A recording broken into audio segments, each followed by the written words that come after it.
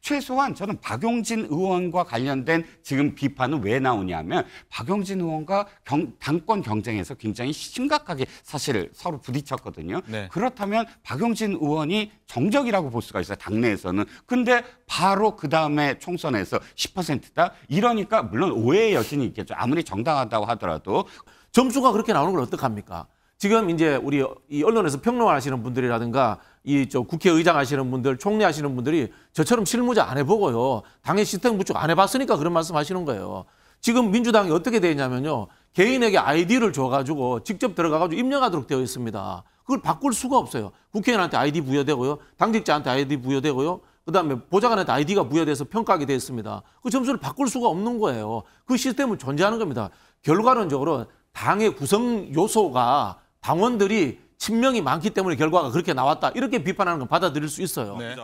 당 원로격입니다. 김부겸, 정세균 이 총리도 공개적으로 이재명 대표를 이제 공천 문제 때문에 이제 비판하고 나섰는데 뭐 문제가 좀 있다 이렇게 얘기하는 거죠. 그렇습니다. 이재명 대표의 책임론을 주장하면서 결자 해지를 요구를 했습니다.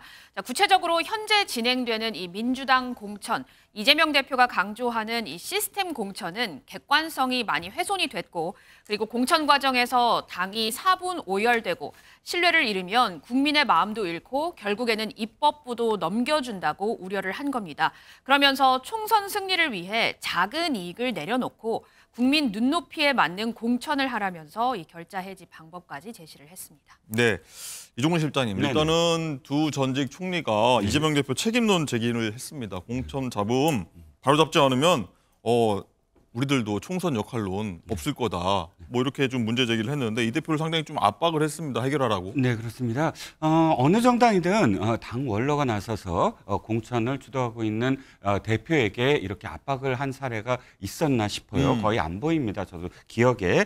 그런데 이분들의 어떤 움직임을 한번 기억해 보시죠. 이분들이 당의 어떤 사안마다 개입을 한 적은 없어요. 그죠? 네. 그만큼 신중하고 원로이기 때문에 모든 문제들을 전부 다 끌어안으면서 관망하면서 점잖게 아니 뭐 잘 됐으면 좋겠다. 이 정도의 메시지를 늘 내던 분들입니다. 그런데 직접 나서서 굉장히 강하게 얘기하고 있습니다. 책임이 있다. 그리고 이것을 바로잡아라. 그리고 만약에 바로잡히지 않으면 나서지 않겠다. 이렇게 단계적으로 굉장히 높은 수위의 네. 발언을 했다는 건 그만큼 지금 이 당이 정상적이지 않다라는 뜻으로 보이고 또 이 두 사람 말고도 전직 국회의장들, 문희상 국회의장을 비롯해서 지금 나오고 있지만 이 국회의장들마저도 지금 목소리를 따로 내겠다 이렇게 얘기를 하고 있지 않습니까? 네. 그런데 한 가지 아쉬운 건 이거예요.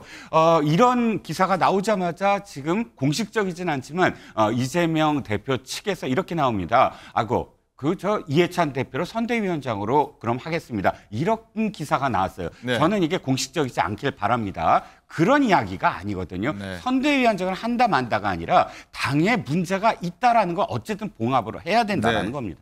전직 총리들 그리고 전직 국회의장들이 지금 연달아 나섰습니다.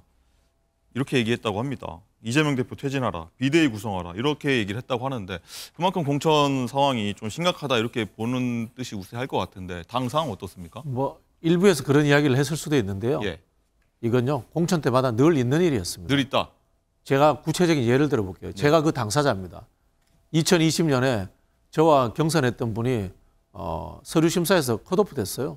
그런데 전직 국회의장과 또 이 원로의 도움을 받아서 다시 살아오더라고요. 그런데 그때는 왜 조용하고 지금은 문제가 되느냐? 이거는 이제 이재명 체제가 좀 허약한 측면이 있고요. 야당이라는 측면도 존재하고 있지 않나 이런 생각이 들고요. 지금 이 민주당이 하고 있는 이 시스템 공천이라는 것은 2016년도에 만든 방식입니다.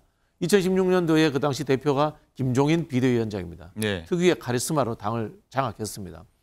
2020년에도 거의 똑같았습니다. 2020년하고 지금은 룰이라든가 방식이 완전히 똑같습니다. 그때 이해찬 대표가 였습니다. 완벽하게 당을 장악했습니다. 그리고 또 그 당시엔 또 여당이라는 장점이 있었습니다. 지금 국민의힘 보면은 마찰이 덜하지 않습니까? 공천 낙선자들에게 갈 자리를 만들어줄 수 있거든요. 그죠? 예. 네, 그런 부분들이 있기 때문에 정리가 되는데 지금은 이제 그게 좀 부족하다 보니까 극단적으로 내가 지금 이 자리에서 공천을 못 받고 내몰리면 정치적으로 매장되는 거야 라는 생각을 하다 보니까 이 대상자들이 극단적인 지금 행동을 하고 그리고 또 이 원로들에게 찾아가는 것 같아요. 전화도 드리고 그러다 보니까 원로들이 오랜 인간관계들 속에서 거기에 대해서 메시지를 내줄 수밖에 없는 상황 그런 분들도 있을 거고요. 물론 그 중에는 이재명 체제에 대해서 불만을 가진 분도 있을 것이다 그런 생각이 드는데 저는 갈등이 있는 것은 민주주의에서 어쩔 수 없다는 생각이 들고요. 수습하는 과정이 얼마나 또 매끄러운가 하는 것은 이재명 대표의 실력이 아닌가 그런 생각이 듭니다. 그러면 말씀 듣다 보면 이재명 대표가 당을 장악하려는 과정이다라고 좀 해석을 하면 되는 걸까요?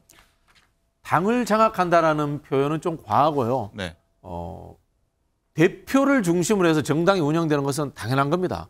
당원에 의해서 뽑혔기 때문에요. 네. 그 과정에서 과거와 똑같은 시스템으로 지금 공천을 하잖아요. 근데 불만을 터뜨립니다. 이거는 결국은 뭐냐면요. 이재명 대표에 대해서 불만을 가진 세력이 굉장히 크게 존재하고 있다는 겁니다. 그리고 친명이라고 하는 세력이 사실은 알고 보면은 소수에 불과하다는 것의 반증이기도 합니다.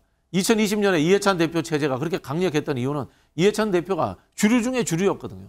그러다 보니까 당이 완벽하게 장악이 된 거였거든요. 저는 뭐 이런 갈등은 뭐 어쩔 수밖에 없다라는 생각이 들고 원로들이 비판한 만큼 수습 과정에서도 같이 참여해서 수습해야 되지 않겠느냐라는 제가 역제안을 드리고 싶습니다. 네. 이종훈 실장님, 아까 네. 이해찬 전 대표를 선대위원장으로 임명하는 검토하는 방안이 좀 검토 중이다. 이런 얘기 약간 좀 언급하셨었는데 네. 전직 총리들, 김부겸, 정세균 전 총리가 공동 선대위원장으로 간다는 뭐 사실 관측 이런 것도 있었는데 네네. 이해찬 전 대표 얘기가 나오는 거 보면은 네. 좀 선회했다. 네. 이렇게 좀 봐야 되는 걸까요? 그렇죠. 그런데 사실 아까도 말씀드렸지만 이건 해결 방안이 될 수가 없어요. 선대위원장을 누가 하느냐 안 하느냐가 지금 총리와 국회의장들의 반발이 아니거든요. 네. 그건 아까도 말씀을 드렸지만 선대위원장 안 하겠습니다 한다고 해서 크게 이 선거에 영향을 미치진 않아요. 선대위원장의 역할이 공동선대위원장의 역할이 사실상 상징적이거든요. 힘을 그분들이 실어주거나. 그렇죠. 뭐 그런데 중요한 건 이 당이 문제가 있다라는 거를 지금 드러낸 셈이 됐잖아요. 그것이 해결되지 아니한 상태로 지금 이 당이 선거를 맞이한다라는 그런 상황이고요. 한 가지 제가 덧붙일 말씀은 이겁니다. 2020년 이해찬 대표가 똑같은 어떤 시스템으로 할 때와 다른 점이 딱 두 가지가 뭔가요? 있어요. 많지만 하나는 뭐냐면 이해찬 대표에게 전권이 주어질 수 있었던 이유는 이해찬 대표가 사심이 없다라고 보여졌기 때문입니다. 불출마 선언도 했고요. 예. 자기 계파를 특정적으로 막 세우고 해서 이 당내 이해찬 계파가 이렇게까지 공천을 받고 있어라는 소리가 단 한마디도 안 나왔다는 겁니다. 그만큼 자신이 솔선수범했고요. 두 번째는 뭐냐면 이 당의 전통이 정적을 어느 정도는 예우를 했어요. 예를 들자면 이재명 대표가 경기도 지사로 공천 받잖아요. 그런데 그때는 문재인 대통령 시절이에요. 문재인 대통령하고는 경선에서 계속 두 번이나 붙습니다. 2012년, 2017년. 근데 2018년에 경기도지사 물론 자신이 전해철 의원하고 붙어서 당당하게 됐지만 그러나 공천 배제되지는 않았거든요. 최소한 저는 박용진 의원과 관련된 지금 비판은 왜 나오냐면 박용진 의원과 당권 경쟁에서 굉장히 심각하게 사실 서로 부딪혔거든요. 네. 그렇다면 박용진 의원이 정적이라고 볼 수가 있어요. 당내에서는. 근데 바로 그다음에 총선에서 10%다. 이러니까 물론 오해의 여진이 있겠죠. 아무리 정당하다고 하더라도. 그러니까 자신은 어쨌든 그렇게 공천도 받고 경기도지사가 됐으면서 자신의 정적이라고 하는 자신이 당권을 잡았을 때 정적이라고 하는 박용진 후보를 저렇게 한다라는 이야기가 그래서 나오는 거죠. 네.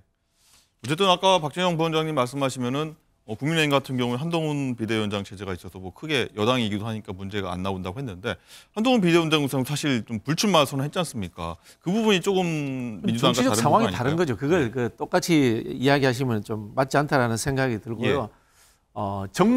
이제 대선 때 경쟁했던 사람을 공천이 지금 뭐 어려운 상황, 점수가 적게 나왔으니까 문제가 있다. 이렇게 이야기하면 이거는 결과만 이야기하는 거예요. 예를 들자면 그러면 지난 대선에서 윤석열 대통령하고 이재명 후보하고 경쟁을 했단 말이에요. 그래서 경쟁에서 지고 나니까 검찰권을 동원해가지고 이렇게 탄압을 합니까? 이렇게 이야기하면 무슨 할 말이 없지 않습니까? 그럼 제가 이런 비판을 하면 윤석열 대통령 쪽은 이렇게 이야기했죠. 검찰 법률적인 절차가 그런 거다라고 이렇게 할 거 아닙니까? 그죠? 지금 당 운영이라는 것도 생각을 해보면 이렇습니다. 왜 박용준 의원을 배려해? 박용준 의원을 배려하는 게 시스템을 헝클어뜨리는 거예요. 민주적이지 않은 거예요. 점수가 그렇게 나오는 걸 어떡합니까? 지금 이제 우리 이 언론에서 평론하시는 분들이라든가 이 저 국회의장 하시는 분들, 총리 하시는 분들이 저처럼 실무자 안 해보고요. 당의 시스템 구축 안 해봤으니까 그런 말씀 하시는 거예요. 지금 민주당이 어떻게 되어 있냐면요. 개인에게 아이디를 줘가지고 직접 들어가가지고 입력하도록 되어 있습니다. 그걸 바꿀 수가 없어요. 국회의원한테 아이디 부여되고요. 당직자한테 아이디 부여되고요. 그다음에 보좌관한테 아이디가 부여돼서 평가하게 되어 있습니다. 그 점수를 바꿀 수가 없는 거예요. 그 시스템은 존재하는 겁니다. 결과론적으로 당의 구성 요소가 당원들이 친명이 많기 때문에 결과가 그렇게 나왔다. 이렇게 비판하는 건 받아들일 수 있어요. 네. 그러나 그 과정 절차가 이 뭐 부정이 있었다. 시스템이 아니었다. 이렇게 이야기하는 건 받아들일 수 없는 상황인 거예요. 네.